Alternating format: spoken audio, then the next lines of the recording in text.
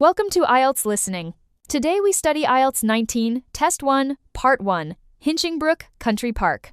This section has 10 note completion questions. Each answer is one word and or a number. All questions are keyword location type, common traps, correction, spelling, and format changes. 3 core strategies: predict content and word class, locate keywords and audio anchors, watch out for traps and format. This is a phone inquiry. Sally, the park ranger, and John, the teaching assistant, discuss a school visit. The first part covers general park info, size, habitats, wildlife. It includes questions 1 to 3 in turns 1 to 4. The second part discusses educational activities, types of activities, and science focus. It covers questions 4 to 7 in turns 5 to 8.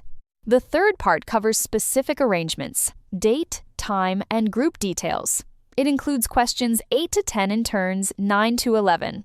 The heat map shows questions 1 to 3 are in Part 1, questions 4 to 7 in Part 2, and questions 8 to 10 in Part 3.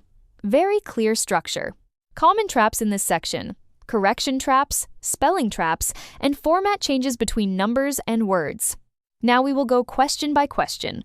Please pause the video first, predict answers based on the note outline, then resume. Question 1 asks for the park's area in hectares. Watch out for a number that is given in a different unit. The clue is area in the notes. Predict a number answer. Listen for the word covers. The speaker first says 170 acres, then converts to 69 hectares. The recording says 170 acres, but the question asks for hectares. The units are different, so the answer is 69, not 170. This is a format trap. So the correct answer is 69. Write it in the blank. Don't write 170. This question asks for a type of water body. The blank is after lakes, ponds, and a 2, so you need to complete the list. Notice that lakes and ponds in the question are given clues. Sally continues describing the wetland and says, smaller ones, ponds, and a stream. The recording says ponds and a stream, so stream is the answer. It is said directly, just write it as you hear it. Final answer, stream. The spelling is straightforward, no traps here. This gap asks what children look at about plants. The answer is a noun. Look at the note to predict the type of information. Listen to Sally. She says children collect and analyze something. The key phrase is collect and analyze. The recording says collect and analyze data. Here, look at is a synonym for analyze. The answer is data. It's spoken directly. So the correct answer is data. Spelling is easy. Don't be confused by plants mentioned earlier. Question 4 asks for an item used together with a compass. The phrase use a and compass suggests a specific tool. The clue and compasses points to a parallel structure in the recording. Hearing reading a map confirms the answer. The recording says reading a map and using a compasses, so the answer, map, is directly extracted from the parallel structure. The correct answer is map. It's a simple word you can hear directly. Question 5 asks what the park's 5 concentrates on. This blank is under the leisure and tourism section. You need to fill in a noun. From the question clues, it's about what the park centers on. In the recording, John says that focuses on your visitors. The key phrase focuses on matches, concentrates on in the question. In the recording, John directly says visitors, and Sally confirms with yes, mostly. The children find out about them, where them refers to visitors. So the answer is visitors. Confirm the answer, visitors. Note the spelling ends with S. It's a plural noun. Fill in the blank. Question 6 asks what children make with natural materials. The word before the blank is make, so we need a noun, probably sounds. The clue with natural materials helps us find the answer. In the recording, Sally says experiment with natural materials to create sounds. The recording directly says create sounds, which matches make in the question. So the answer is sounds. Just copy it. Final answer, sounds. Check your spelling. Question 7 asks for a feeling that children get. Listen for the expression that matches feeling of in the recording. The phrase feeling of indicates the blank should be a noun. The topic is children's feelings during outdoor activities. The recording says a sense of freedom. Here, sense of is a synonym for feeling of, so the answer is directly extracted freedom. The answer for Q7 is freedom. Note that after feeling of, just write freedom.